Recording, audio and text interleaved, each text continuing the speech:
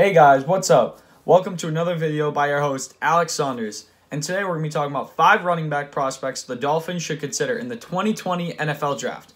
Let's get right into the top 5, starting at number 5. Starting off the list at number 5, we have Lamical Perine, Florida running back. Lamical Perine is 5'11", 216 pounds, and he ran a 4.62 40-yard dash.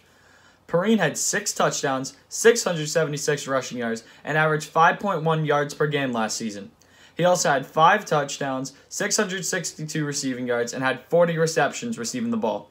On his NFL draft profile, he is graded at a 5.99, which means he is projected to be a special teamer and a backup. Perine does not have a draft day comparison, but is projected to get drafted around the 4th round of the NFL draft. A few pros and cons of Perine is he is the typical size of a modern NFL running back. Number 2, he's a hard worker on and off the football field, which is exactly the type of player Brian Flores loves to see. 3rd, he has a low center of gravity, so he has good balance to beat off arm tackles, which is very important. He has a lot of experience as a core special teamer from 2018, which is a place where he could start off on the team and then build his way into the running back rotation. On the contrary, he still has a few cons that he'll have to get better at to become a starting running back.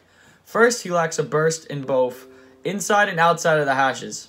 Second, he needs better technique to be able to protect the quarterback in pass pro and get better at pass pro overall. Third, he still needs to train his eyes, be able to see the pass protection, the blitzes coming in, and understand it fully. Overall, the Miami Dolphins could draft Perine with a late round pick. He could play special teams, and he wouldn't be a bad 2nd, 3rd, 4th string running back to also have returning kicks and playing special teams. Now let's hop into number 4 on the list. At number 4 on this list, we have Clyde Edwards-Helaire, LSU running back. Clyde is 5'7", 207 pounds, and runs a 4.6 40-yard dash. Clyde rushed for 16 touchdowns, 1,414 rushing yards, and averaged 6.6 yards per attempt in his junior season. He also received 1 touchdown, 453 receiving yards, and 55 receptions. On his NFL draft profile, he is graded at a 6.39, which means he should be a running back in between his first 2 seasons in the NFL. Edwards-Helaire is compared to Devontae Freeman, who was the starting running back for the Falcons from 2014 to 2019 until he got cut this last offseason. Edwards-Helaire has many pros and cons to the way he plays. Some pros is that he has outstanding ball security, which is something that every NFL running back needs to be successful. Number 2, 36 of his carries were first downs and touchdowns in his collegiate career, which is outstanding and very impressive for anyone to be able to do. 3rd, he was a kick returner for 3 seasons, which can help the Miami Dolphins, have another kick returner on the bench, or maybe he can start at kick returner. 4th, Edwards-Helaire, he can cut anywhere on the field without slowing himself down, so those big cuts that can lead into big gains on a big play. On the other hand, Edwards-Helaire is not perfect, and he still has some negatives to him. First, he's a quick running back, but doesn't have the speed to finish those long runs. Second, his speed to the outside is just average and not very impressive. Third, he's a smaller running back, which limits how he can run inside, but we can mainly use him as a 3rd down back or, again, as a kick returner. Overall, Helaire is a great 3rd down, and he'll be a great returner for the Dolphins if they pick him. Now let's head on to number 3. Now at number 3 on this list, we have Jonathan Taylor, running back from Wisconsin. Jonathan Taylor is 5'11", 219 pounds, and runs a 4.39 40-yard dash. Taylor rushed for 21 touchdowns, 2,003 rushing yards, and 6.3 yards per attempt in his junior season. He also received 5 touchdowns, 252 receiving yards, and had 26 receptions. Overall, that is really good statistic-wise. On his NFL draft profile, he is graded at a 6.41, which means he will be the starter within his first 2 seasons in the NFL. Taylor is compared to Ryan Matthews with some durability. Ryan Matthews played for the Chargers and Eagles from 2010 to 2016. Jonathan Taylor has some pros and cons in his collegiate career. First, he is a prototypical weight, height, speed, and durability of an NFL running back. Second, he knows how to sink plant his cut, which leads to amazing cuts and lots of missed tackles. Third, once he gets to open field, he has outstanding breakaway speed because he ran track in college and high school. 4th, he possesses the talent to make some rushes go from nothing to something, and he never quits when he's running the ball. On the flip side, he still has some cons to the way he plays.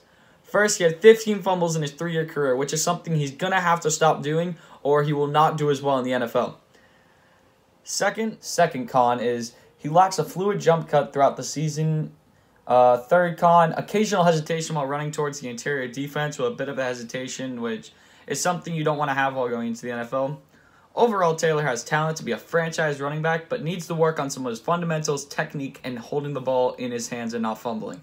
Now on to number 2 on the list. Now at number 2 on the list, we have Eno Benjamin, running back, Arizona State. Eno Benjamin is 5'9", 207 pounds, and runs a 4.57 second 40-yard dash. Benjamin rushed for 10 touchdowns, 1,083 rushing yards, and averaged 4.3 yards per attempt in his junior season. Also, he received 2 touchdowns, 347 receiving yards, and had 42 receptions. On his NFL draft profile, he is graded at a 6.12, which means he will be a good backup who will become a starting running back at some point in his career. Benjamin is compared to Devin Singletary, who plays for the Buffalo Bills currently and was a rookie last season. Eno Benjamin has some pros and cons to his running style. First, he has excellent 3-down production as a starting running back. Second, at times when you think he's tackled, he's not. He breaks out of the tackle and gets an extra 3 or 4 yards. Third, he runs an excellent competitive streak, whether it be inside or outside, and he never likes to lose. Fourth, he is a hard-nosed running back with some pop at the end of his runs. However, he still has some cons and still has some things he can work on 100% as a running back. First, he had a noticeable drop in production from his 2018 season, which concerns lots of NFL coaches, fans, and overall fan bases.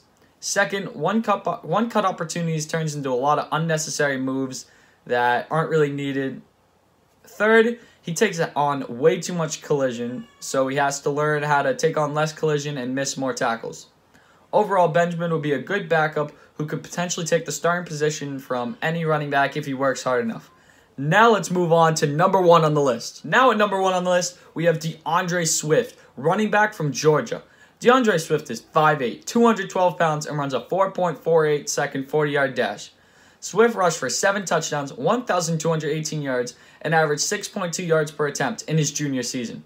Also, he received 1 touchdown, 216 receiving yards, and had 24 receptions.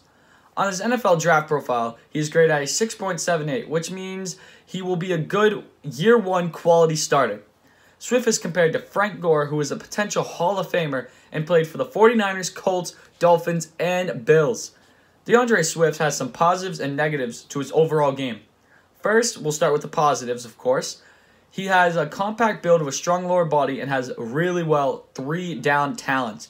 Second, he understands his block schemes and trusts his offensive linemen to make the right blocks, which is needed, and he's very patient waiting for his linemen to make the correct blocks.